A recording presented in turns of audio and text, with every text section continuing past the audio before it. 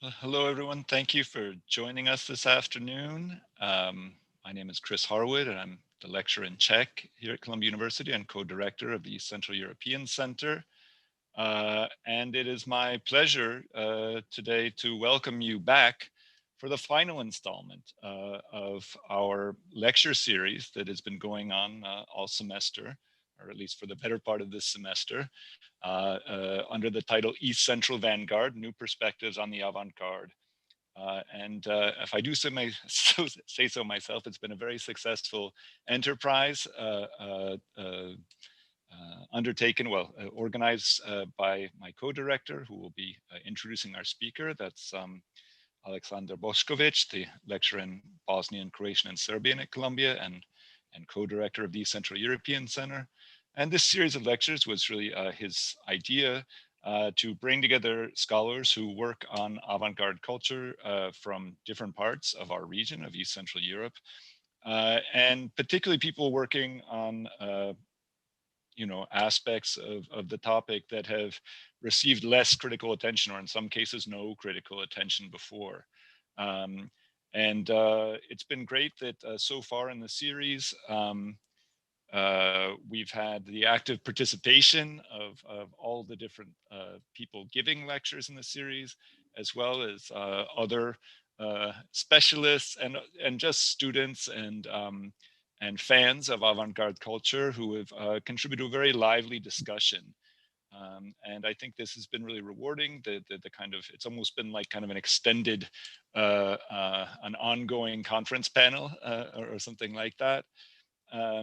And it's been really rewarding, I think, because each of these papers up until now has taken us to an aspect of avant-garde culture that has been less looked at. In many cases, by turning away from the best known male protagonists of avant-garde and looking especially at process of avant-garde. So without taking anything else away, I'll turn it over to Alexander, who will introduce our speaker for today. Thank you, Chris, for a nice introduction. And I'll just ask everyone in the audience, if you want, you can post your questions via Zoom or via Q&A on Zoom, or if you are following us on YouTube, you can use live chat. So it's my pleasure to introduce our guest today. Her name is Michalina Kmiecik. And she works at the Center for Avant-Garde Studies at the Faculty of Polish Studies at Jagiellonian University in Kraków. She published 2 books on the Polish and European avant-garde. One is from 2013, titled Aspects of Place, Topical and Atopical Images of Space in the Poetry of Julian Przyboś. And the other book is from 2016. It's called Paths of Negativity, the Aesthetic Religious Tendency in Avant-Garde Poetry and Music in the 20th Century. Michalina worked from 2012 to 2015 on a project, Central and Eastern European Avant-Garde's Innovations or Repetition. And in 2016, she started a project, Modes of Avant-Garde Behavior, that is also financed by the National Center of Science in Poland. She also organized and participated in several lectures and discussions about Polish and foreign avant-garde practices, and has been very active in presenting her research on the conferences and also publishing her essays in Polish scientific journals. Today, she's gonna give us a glance on more theoretical aspects of exchange between 2 Polish authors, Katarzyna Kobro and Debora Vogel. Please join me in welcoming Michalina. Thank you very much for this great introduction, and welcome to all of our listeners, to our audience. I'm very pleased to be here and very thankful for the invitation. Today, I'd like to speak about two female artists strongly connected to the avant-garde movement in Poland. They came from different backgrounds and were associated with various artistic groups, but nonetheless, the theoretical program remains surprisingly similar.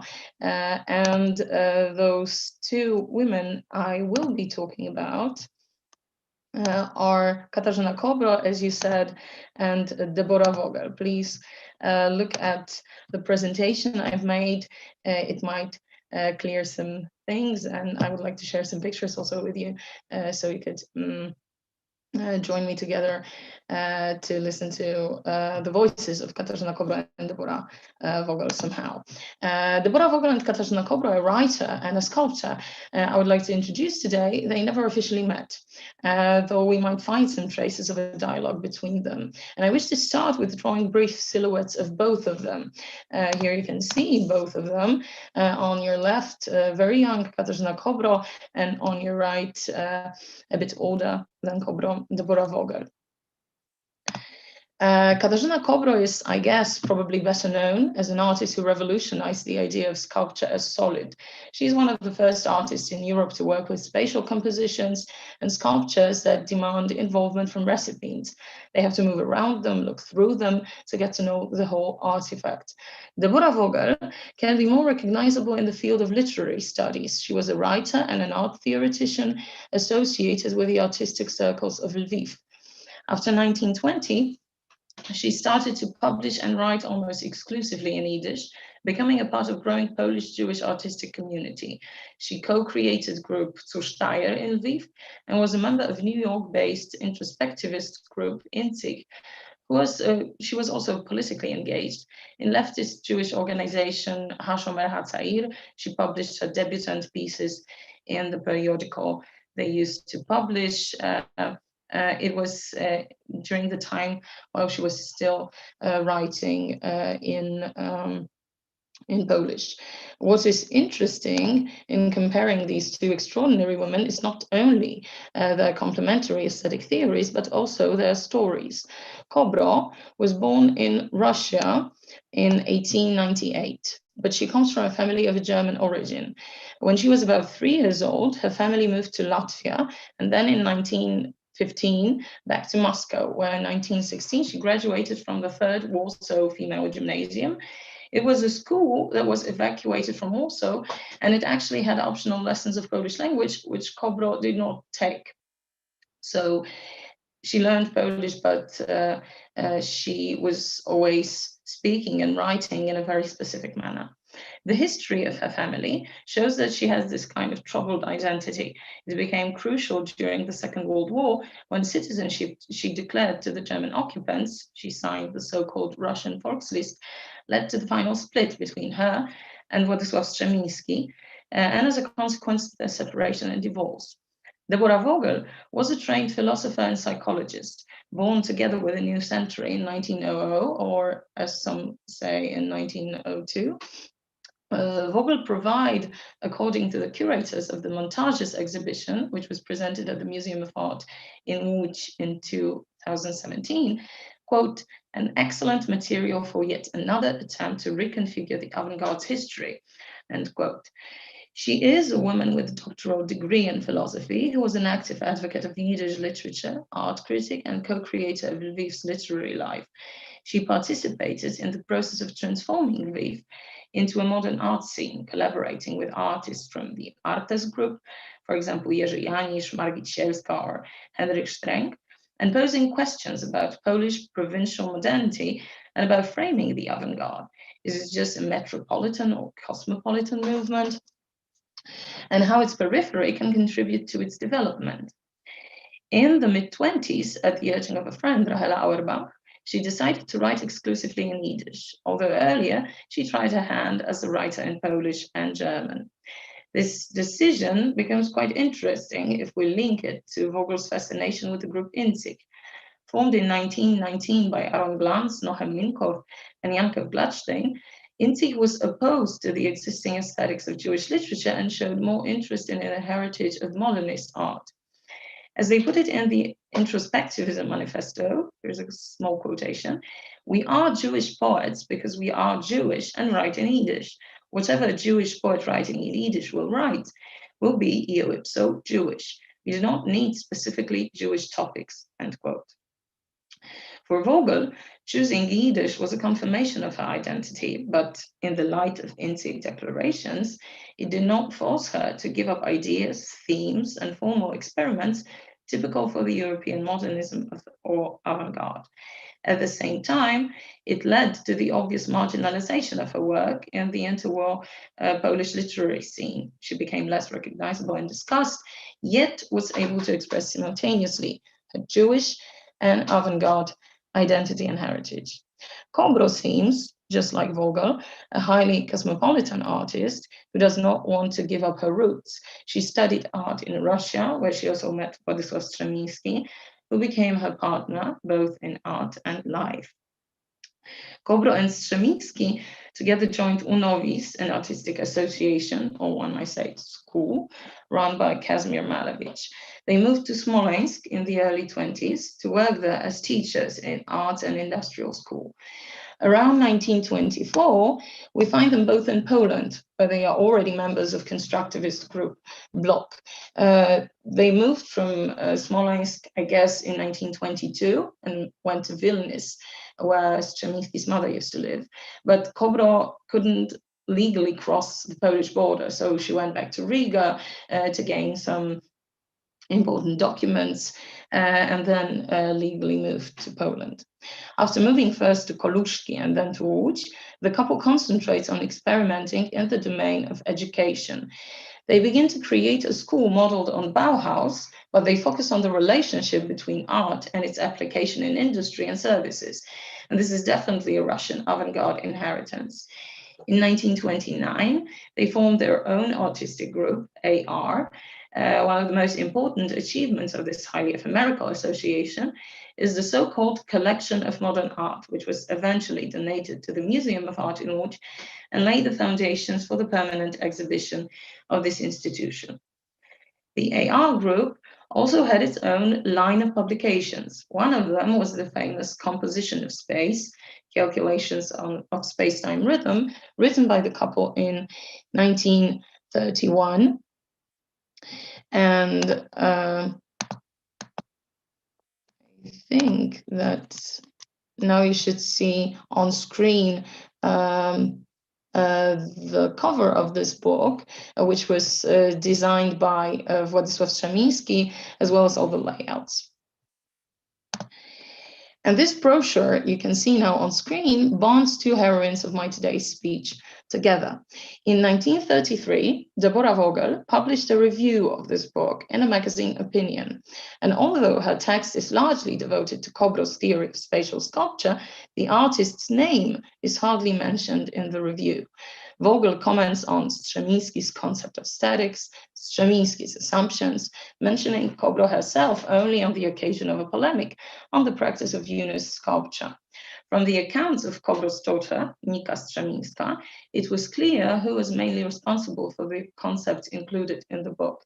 And here's a quote from Nika Strzemińska.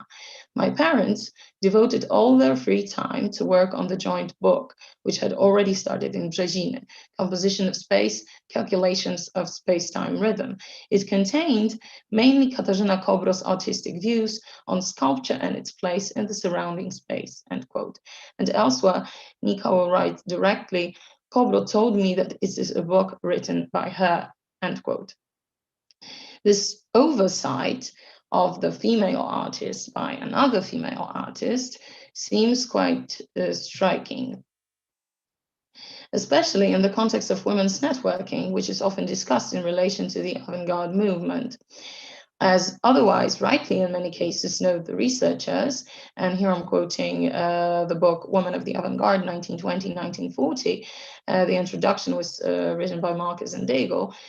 Here's a quote: "Communication, mobility, and independence seem to have determined access to and success in the artistic profession.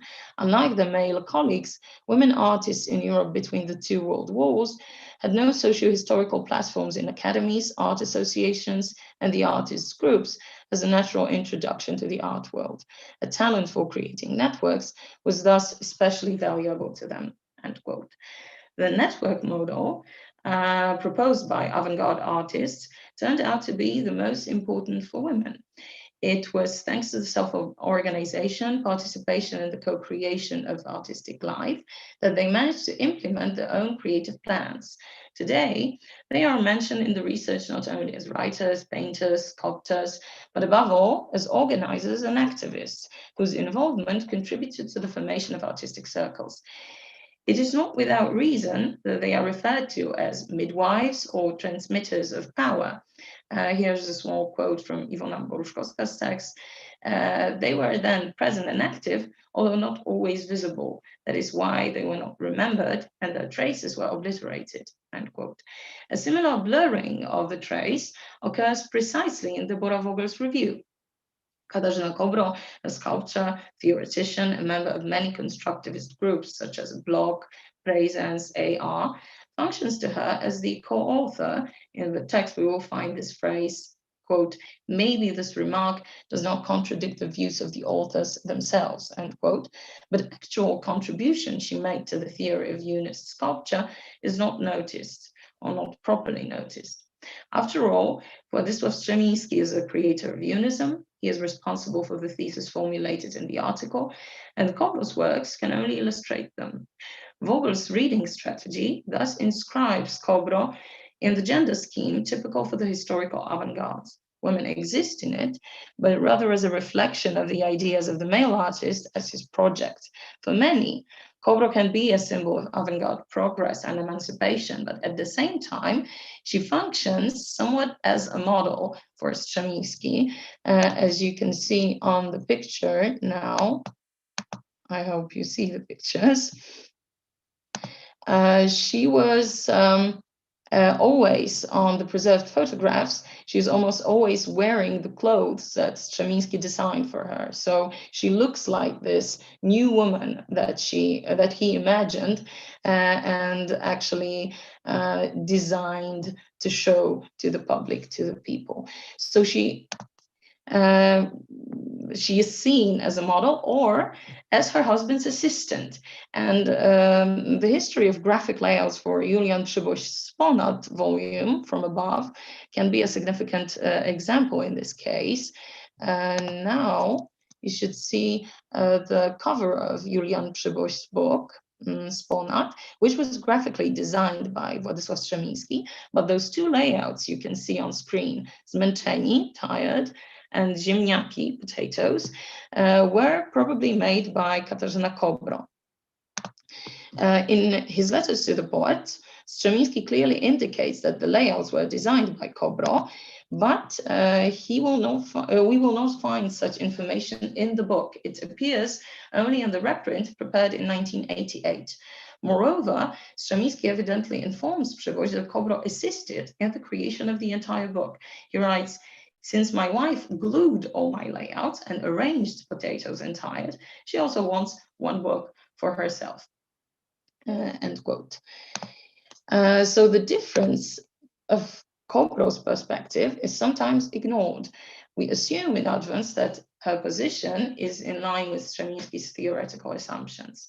Vogel, however, in her polemic with Strzemiński and the aforementioned review and other texts, instead of extracting Kobro's trace, blurs it to create place for her own instead.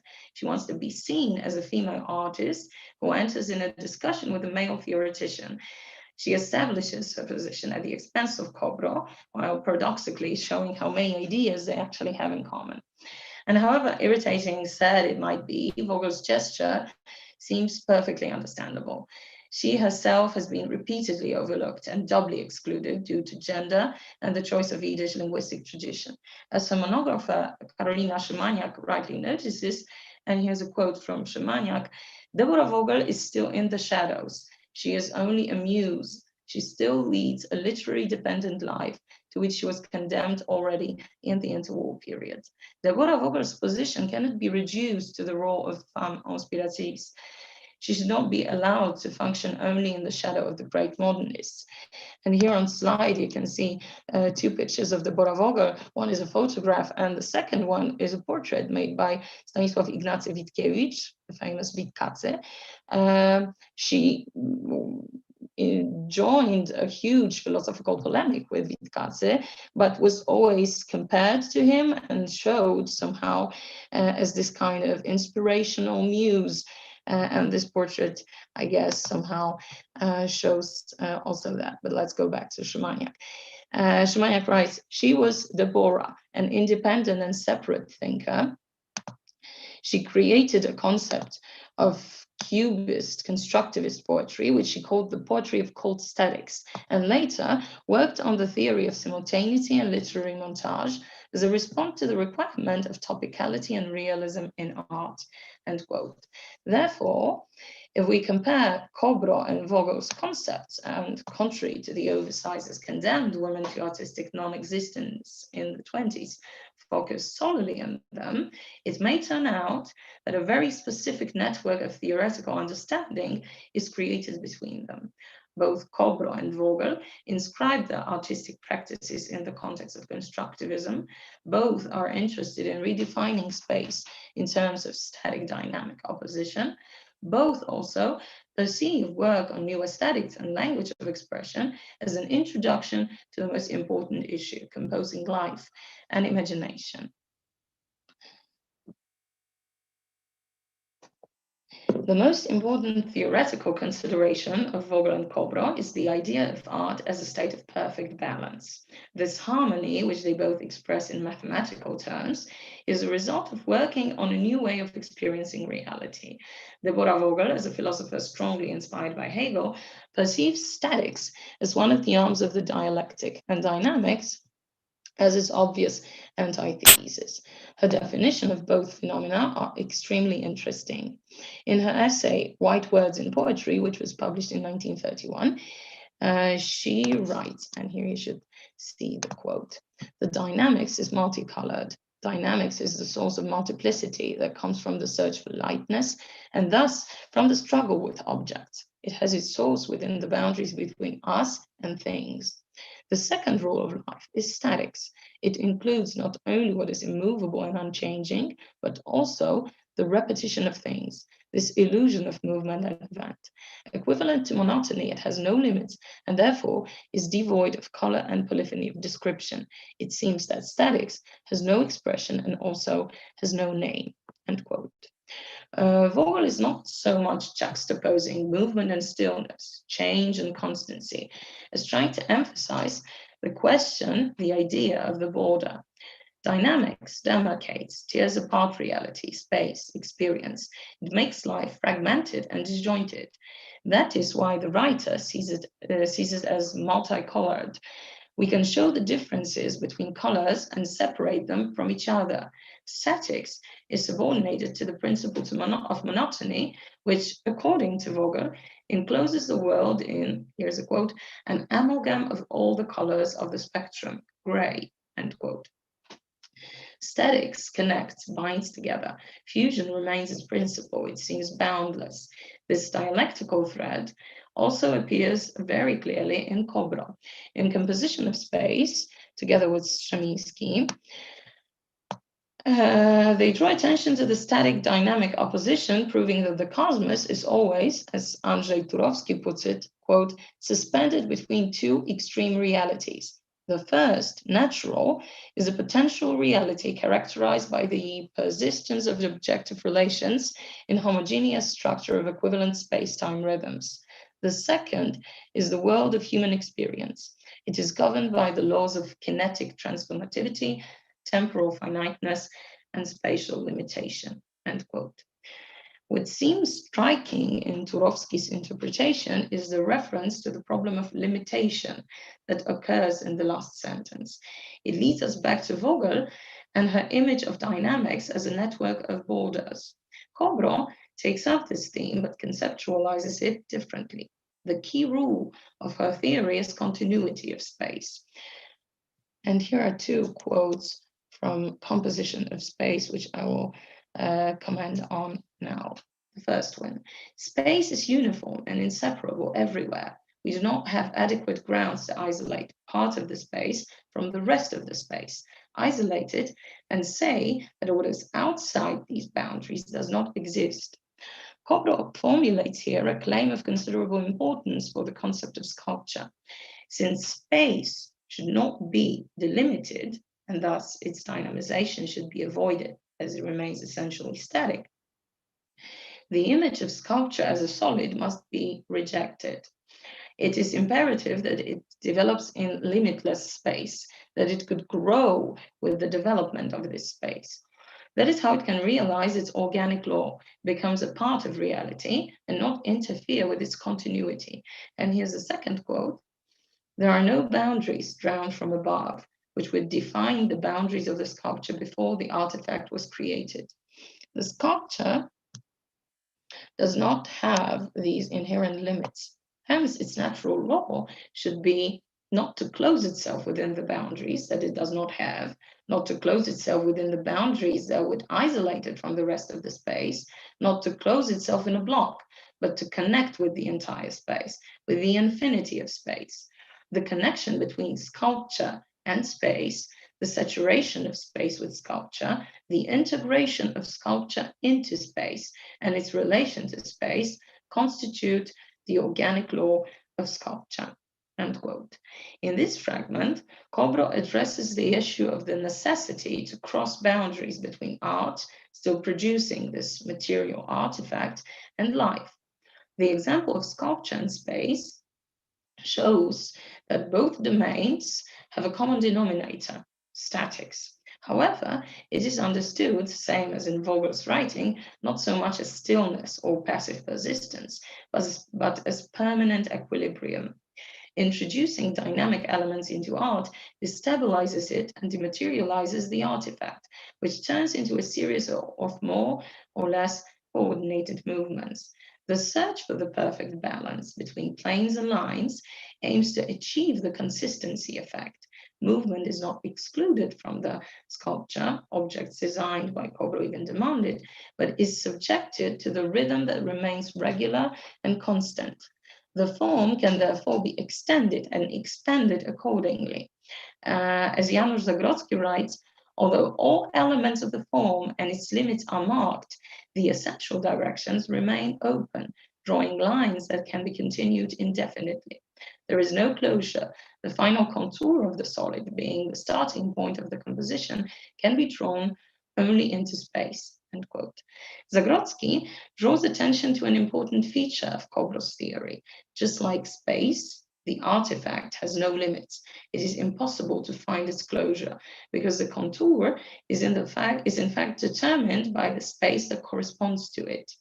This makes the object both static, like space, and alive, developing. Each sculpture can be therefore transformed and reused. That is how sculpture theory influences urban planning and architecture. Space-time rhythm, however, does not solely characterize sculpture, painting, architecture, or in general art. It is the law of the world as a whole. Universality, as understood by Kobro, is not a principle unifying human experience and does not lead to standardization of social needs. The vector points in a different direction. The observation of reality prompts us to model detailed solutions similar to those we have just observed.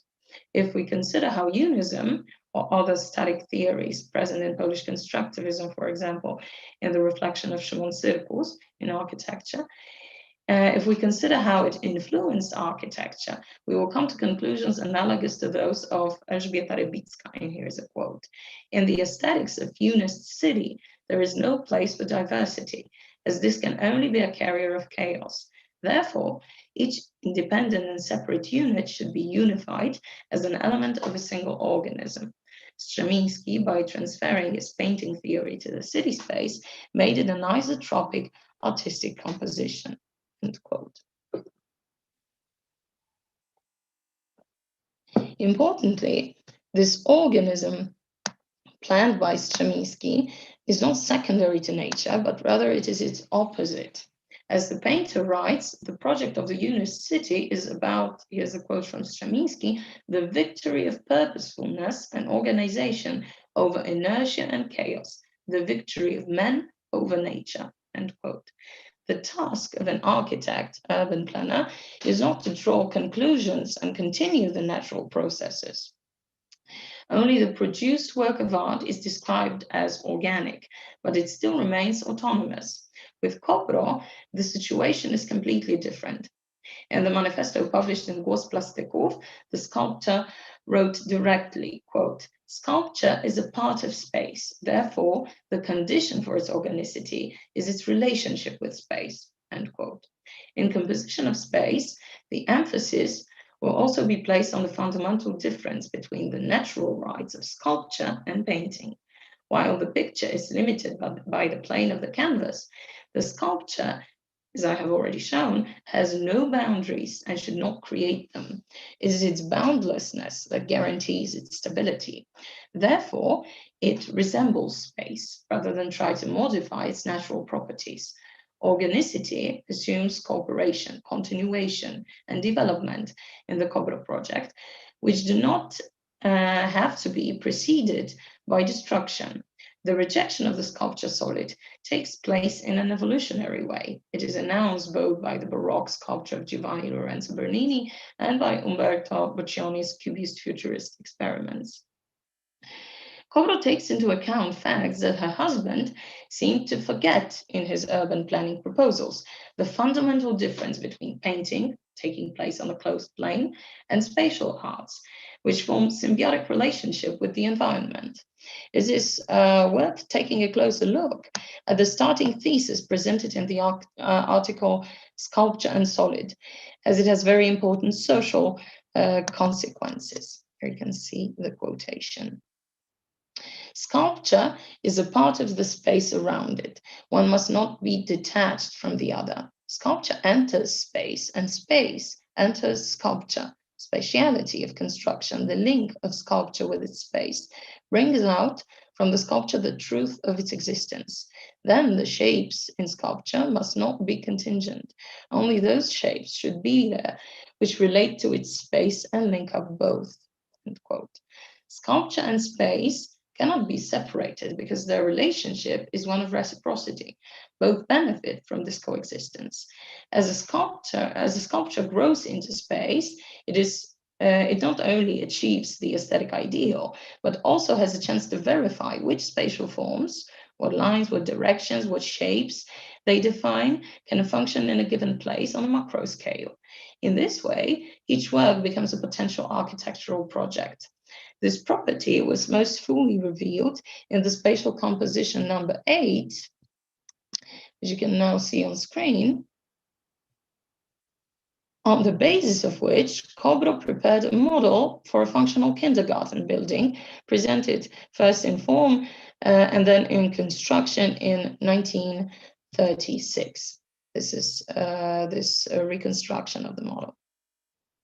The architectural shape of the kindergarten is an exact reflection of the original sculptural model. Therefore, we can assume that the observation of the sculpture and its presence in space, the degree of its harmonization with the space-time rhythm, allowed to develop the best architectural solution. The sculpture required the attention and activity of the viewer, who, in order to get to know it, had to walk around it from all sides and consider how it bends our understanding of continuous space. In addition, contemplating the model forced us to think about the architectural forms, its permeability. Is worth noting that the sculpture gives us a diagram of the load-bearing walls, and the rest is covered with transparent glass. So we can also reflect on the possibility of opening this structure to the surrounding environment.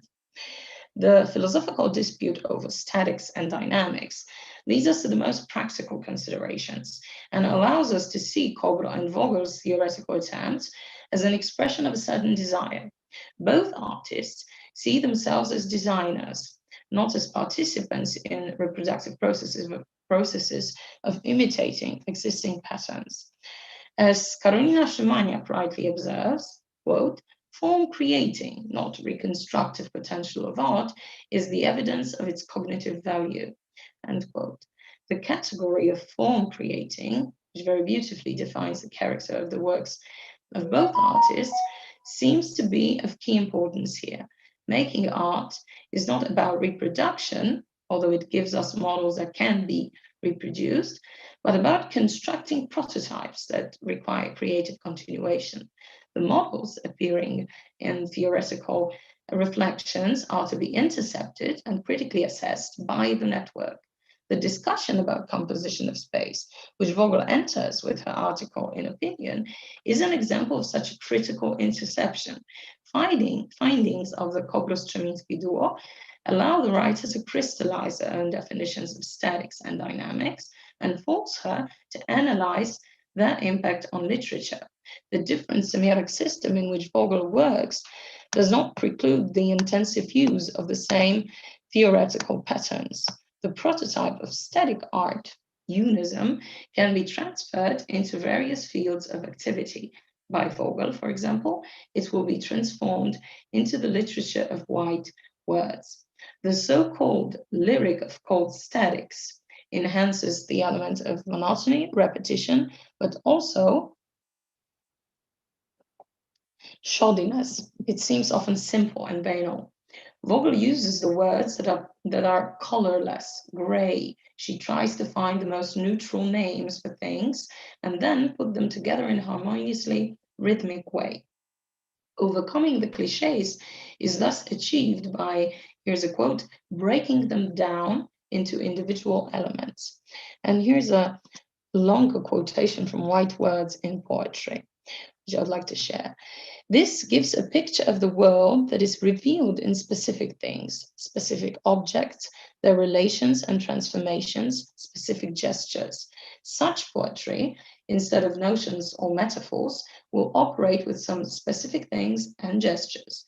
These seemingly accessory side movements are the only actual expression of the formless mass of life, which becomes concrete only in them and not in abstract masses of concepts, end quote. The category of specificity appearing in Vogel's theoretical text is thus treated in an absolutely unusual and subversive way. It does not connote the richness, singularity, uniqueness of every single phenomenon. Quite the opposite. The objects and fragments of reality present in Vogel's works together create a formless mass of life, imitating its ordinariness. The world blurs in our eyes, loses its clarity. A modern subject is always on the move, and this fast movement of his makes, here's a quote from Vogel, the multiplicity merge into a great static mass, end quote.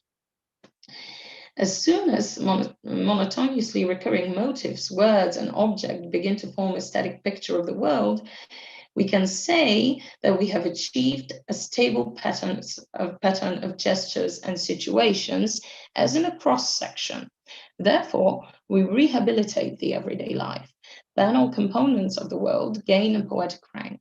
Specificity no longer serves polyphonic dispersion, but it equalizes the chances. Each object and its poetic image, extracted this way, becomes like a brick, a building material, as necessary and valuable as the others.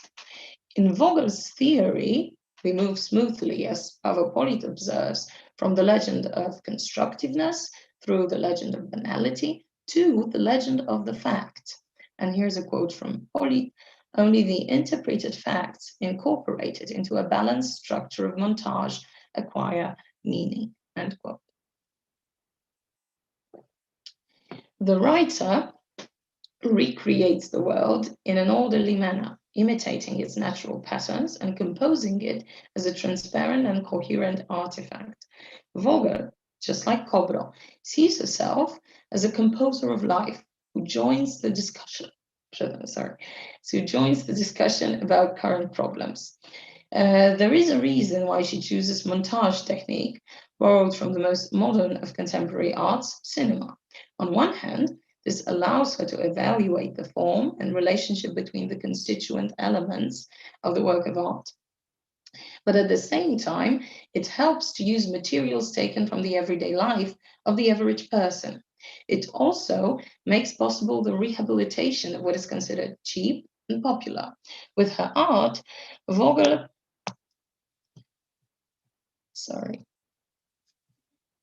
Vogel poses current questions about the limits of good taste, about the role of kitsch in our lives, about the social function of aesthetics, about the economic dimension of literature and its productivity.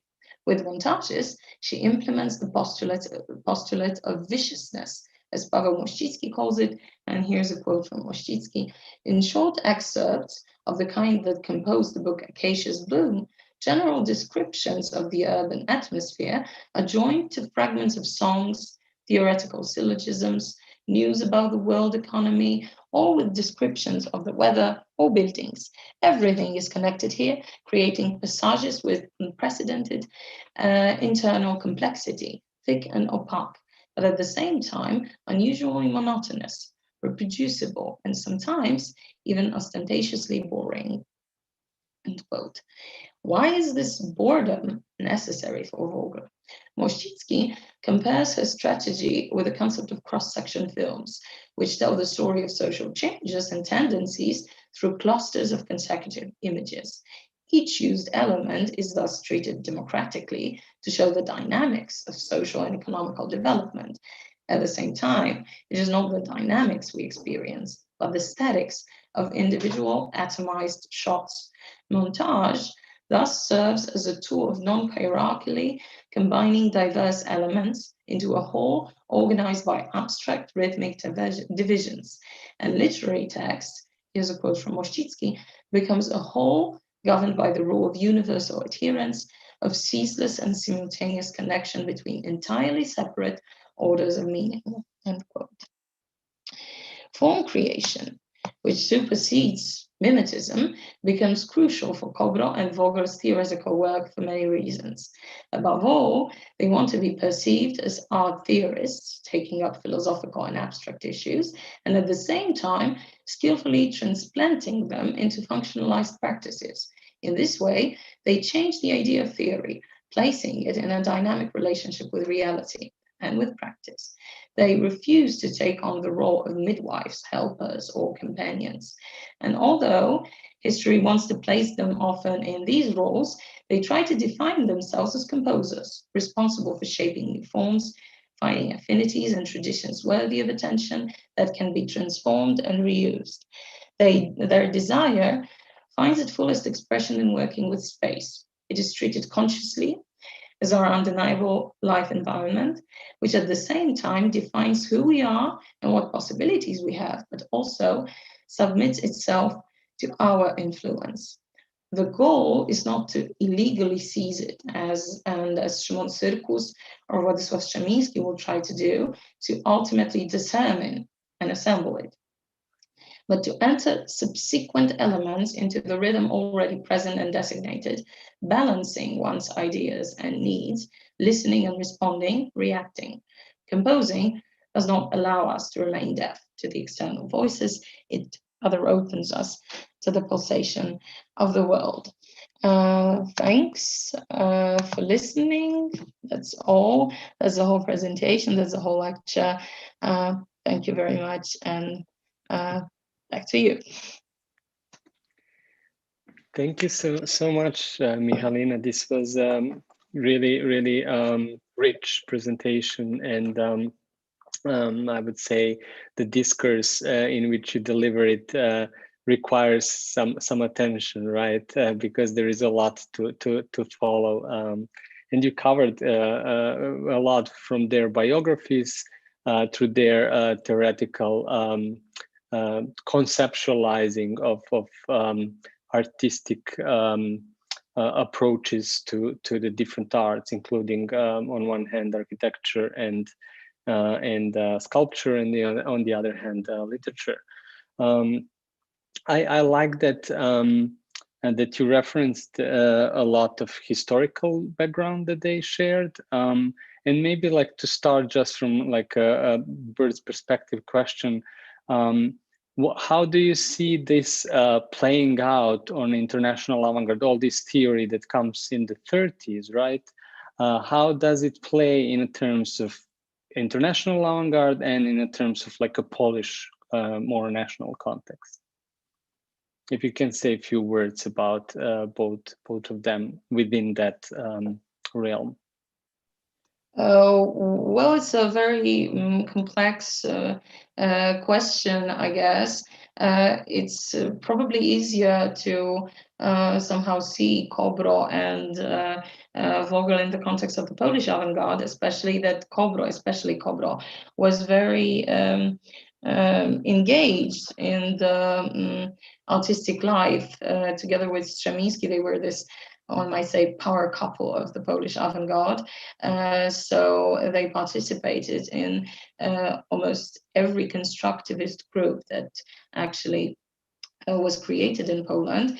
And this artistic activity they actually had from the early 20s to well, the end of this interwar period. It was highly recognized, especially Strzemiński's theoretical ideas and also artistic practices. Kobro was always somehow in the shadows, but at the same time, her theory of spatial composition as a new way of thinking about sculpture, I guess it was very influential, not only in Poland, but in Europe generally. The couple was also, as I mentioned in my speech, they were very engaged in creating this collection of modern art, which was one of the first of collections of modern art in Europe and in the world as well. It was, I guess, the second in Europe. So they, together with Julian Przyboś and Jan Brzękowski, they gathered almost 100 pieces of avant-garde art and donated it to the Museum of Art in Łódź. So it was a huge heritage they left, and it was really appreciated. In 1932, for example, Strzemiński he got this city award for arts in Łódź, which was highly protested, and but well, that's the whole other story. But he, together with Kobro, started the museum as we now know it, as a museum of modern art, as an avant-garde museum, and before it had just some kind of 19th century art in their deposit. So this is generally the thing that I think made them famous among European avant-gardists, and also it was a kind of extraordinary example of avant-garde activity in Europe and in the world at that time in the 30s. But Debora Vogel, I guess it's not so easy to put in context, because even if you read in Polish about Debora Vogel, many texts compare her to those great male modernists, Bruno Schulz, Stanisław Ignacy Witkiewicz, and Karolina Szymaniak was one of the first researchers to just put her out of this context and show that she was a really skillful art theoretician, and that she was not only involved in discussions but presented her own very interesting ideas. And this whole idea of montage, literary montage she makes, which is presented mostly in her volume Acacia's Bloom, which was published in 1935 in Yiddish and in 1936 in Polish for the first time. It shows that in a form of a prose poem, you might create this whole reality of not contrasting, not dynamically juxtaposed, but rather glued to one another, objects, concepts, ideas, anecdotes, and that it makes this kind of enigmatic static construction that can actually never be seen earlier in Polish literature, or in, I guess, literature in Poland, because you might not want to call Debora Vogel a Polish writer. She was an actually Yiddish writer, so that's how it works.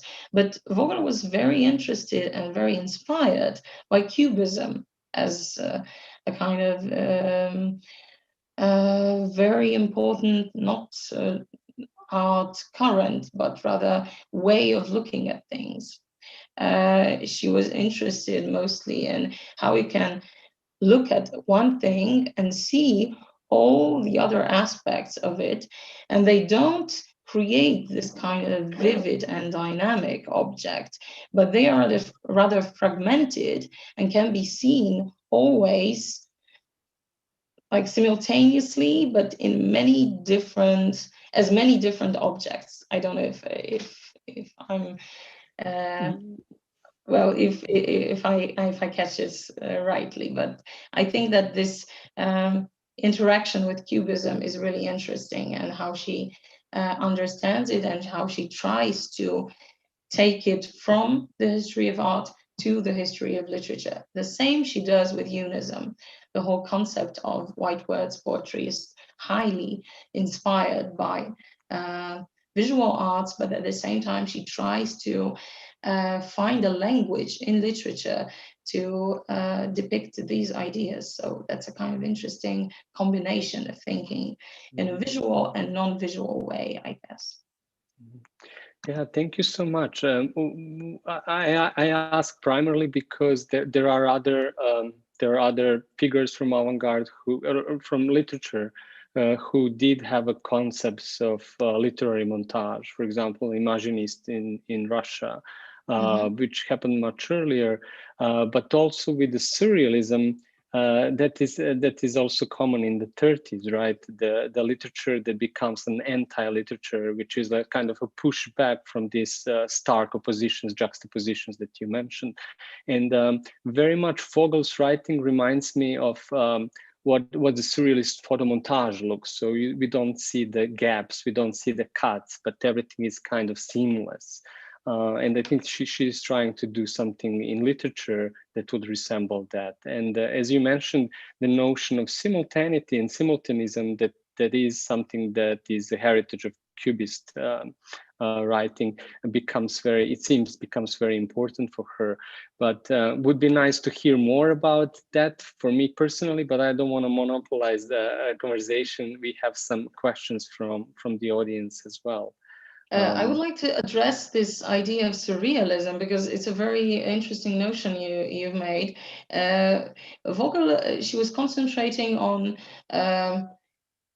rather constructivist theories, and she was associated with constructivist artists, or wanted to be associated with constructivism. But at the same time, and it's a very interesting thing I didn't mention in my lecture, but in her writings, there is this category of a miracle that would, I guess, resemble the ideas that occur in André Breton, for example. So this connection between constructivism and surrealism, which she is making, even if not, I wouldn't say consciously, but not in her theoretical text, is really interesting, because it might show us that we can connect Vogel's ideas and Vogel's writing to what happened a bit earlier in theoretical reflection of Jan Brzękowski in Poland. He imagined and constructed this current he used to name integralism or materialism.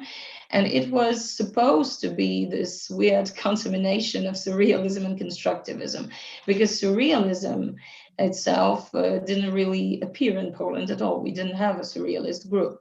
So surrealism always somehow comes to Poland wrapped in constructivist ideas, and Vogel would be an extraordinary, interesting example of that as well. So I just wanted to add that. Well, maybe I could read a question from our audience. One of the other participants in this series, Gabor Dobo, sends you his greetings. Thank you for the fascinating presentation. Can you develop more the ideas around these impressive photos taken of Kobro wearing constructivist style dresses? They were designed by her husband. Do you think that Kobro's theory stating that, quote, sculpture is a part of the space around it, says something about her strategy of wearing avant-garde dresses and then somehow embodying the artistic,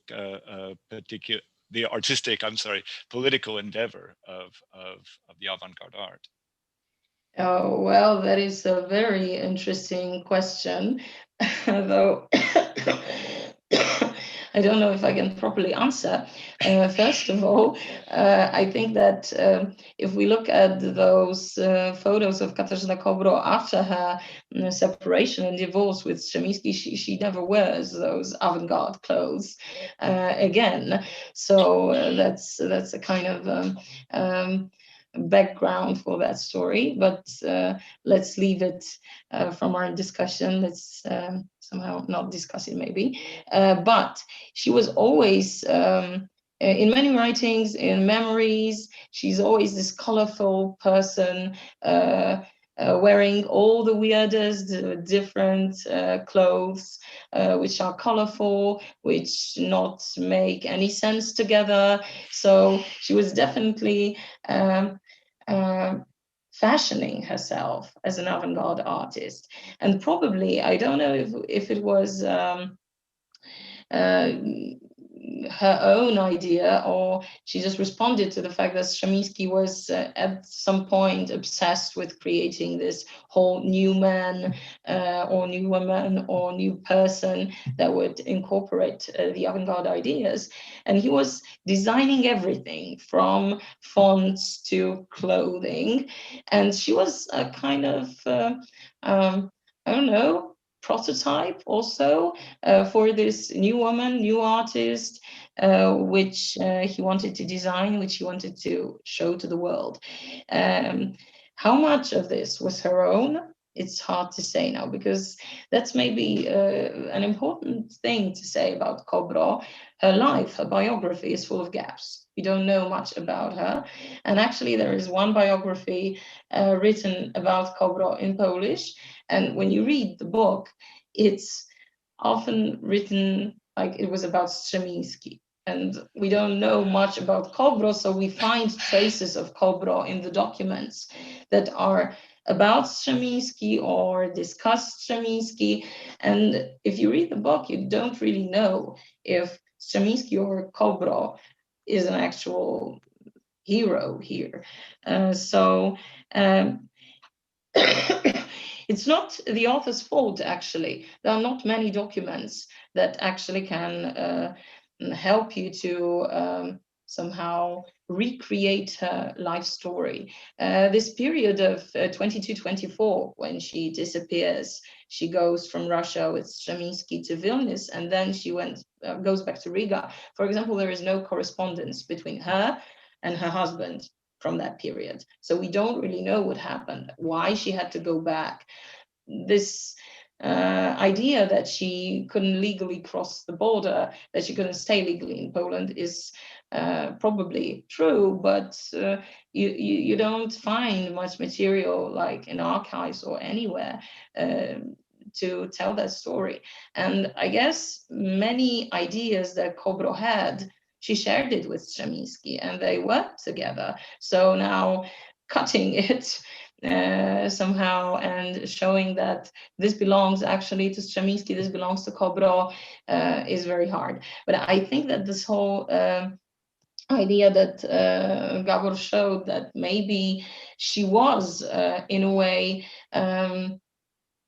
stating that sculpture is part of space around it, and that she is also, as a person, as an artist, as a work of art, living work of art, a part of space, was generally, it's a generally very interesting idea and actually worth thinking about. But we don't know much about her own strategy of wearing these dresses, so it's I guess still a kind of speculative thing. I have a little bit of a rabbit hole, which I don't know if we want to go down altogether, but the presentation that you made, in which we see a certain at least analogy between the ideas about sculpture in space and Kobro and about words and reality in Vogel reminded me in a kind of I don't want to say uncanny, but a striking way of the work of a post-war Czech experimental writer named Vera Linhartová, who was also an art historian and someone who put on exhibitions of mostly interwar avant-garde art. And she speaks a lot about words as material that comes between us and our ideas and the world outside of it. And I'd always read the way she does this kind of extended metaphor as being essentially a deconstructionist exercise. She actually leads me as a reader to doubt the reliability of that relationship between words and ideas. But at the same time, it seems very analogous to what your interwar avant-garde people are doing, and especially Vogel, who's applying it to words. And there I don't see the skepticism at all. It seems to be a very sort of, as is usually the case with avant-garde of this time, it's a sort of almost triumphal assertion of the power of words and, the power of words to do things like bricks and so on. Mm-hmm. But if you like, I can send it to you. I translated the little part of one of her experimental texts that expresses that. Yeah, it would be great. I mean, this context is interesting, but at the same time, this notion you made that for the avant-gardists, it's kind of an obvious thing to believe that words may actually work as material objects, as those bricks. It's very common in the Polish avant-garde, especially if you read early poetry of Julian Przyboś or Tadeusz Piper, who were like those giants of Polish constructivist avant-garde. Before Przyboś tries to invent new metaphors for Polish poetry, he writes those poems about being a worker of word and using words as bricks, as materials to build new houses, to build new structures. He always seizes this subject that talks in his poetry, that actually is created, this figure that is speaking in his poetry.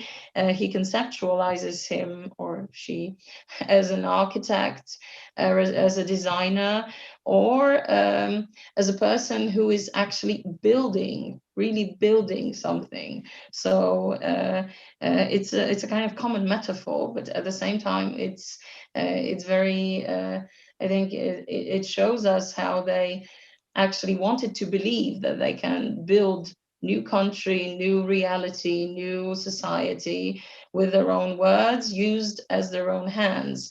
Przyboś even wrote this famous phrase in Polish, it's zabronione są słowa bez rąk. So you cannot use your words without your hands. That's how you could translate it. So this idea that words actually can make a difference, like objects, they can build anything you want, and they can actually recreate the whole society and country. I think it might be connected, of course, with the historical situation we used to be in the interwar period here in Poland, but it's very common, and it appears in many texts of Polish avant-gardists.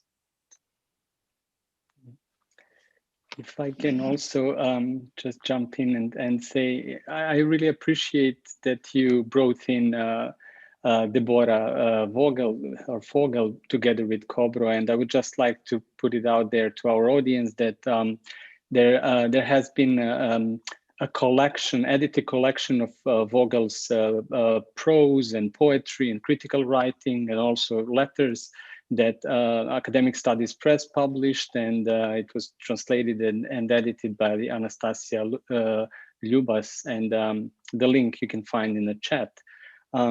But back to maybe Vogel's own work, you mentioned that she was aiming for this, how you call it, a lyric of cold static, right? And that the specificity that you mentioned for her is connected to the repetition, imitation, something that is not right individuality and specificity that we are used to.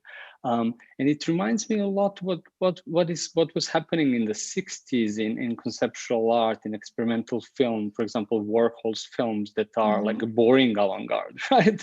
Nothing is happening. We are watching to the Empire State Building for like 30 minutes and nothing is happening. So there is this like sort of what also Chris noticed, the notion of like almost a postmodern value to it. I'm just like wondering, so if the rhythm is obviously an organizing principle, right, for this balance, how did they define that? If both were so much into abstract thinking, into mathematics, how did they define the like perfect balance, for example, in relation to rhythm?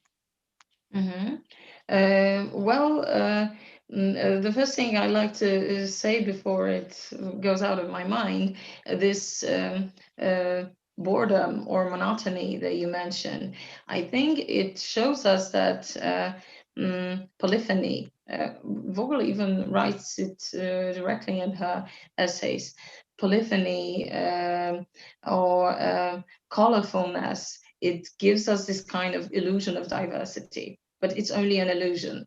It's not real. And if we even put all these things together, we will just see the magma, we will see the mass that they create, and we won't actually see the details. The more gray we get, the more concrete we get, then we can somehow observe what she calls this miracle of seeing. We can see things completely differently if we see them on this gray,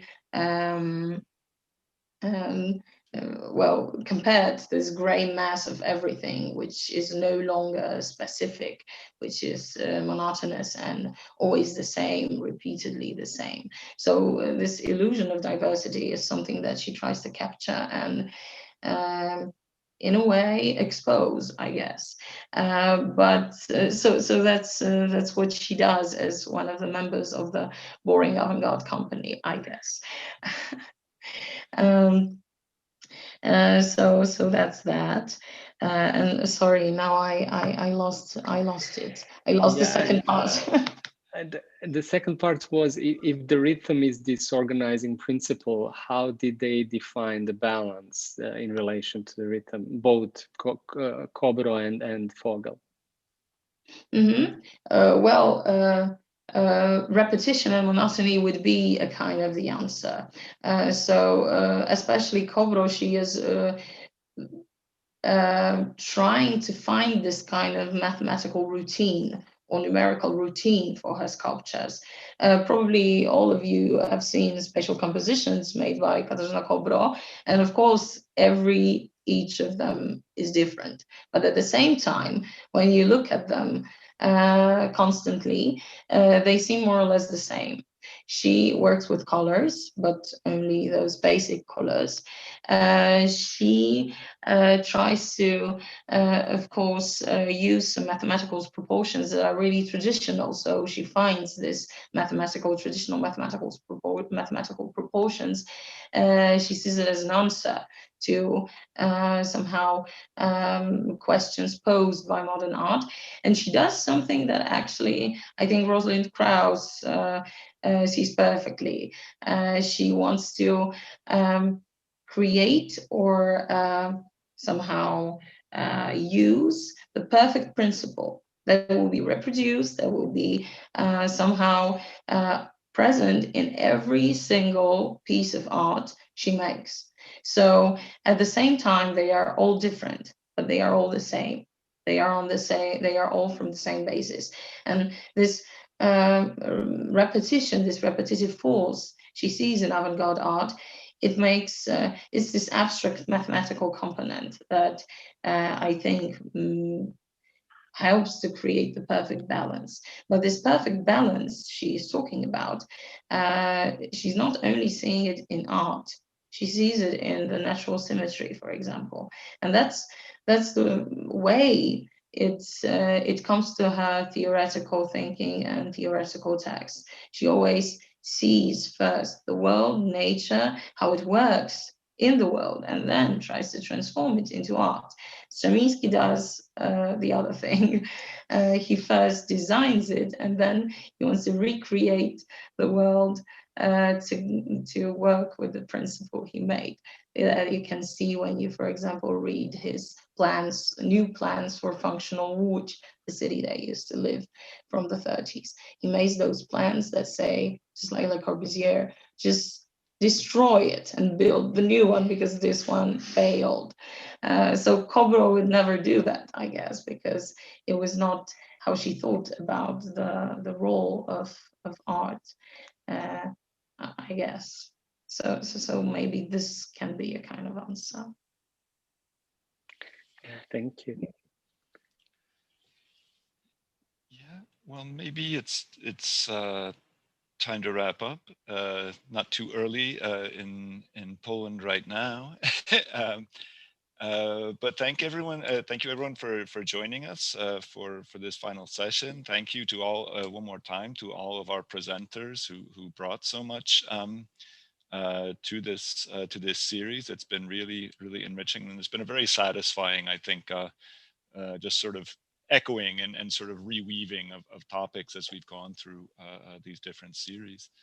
Sasha, any last words before we say goodbye to this one? Yeah, I would like to thank to all panelists in the first place. Thank you, Chris, for being a great moderator also. And I also want to thank the audience, and I invite everyone who eventually missed one of these lectures.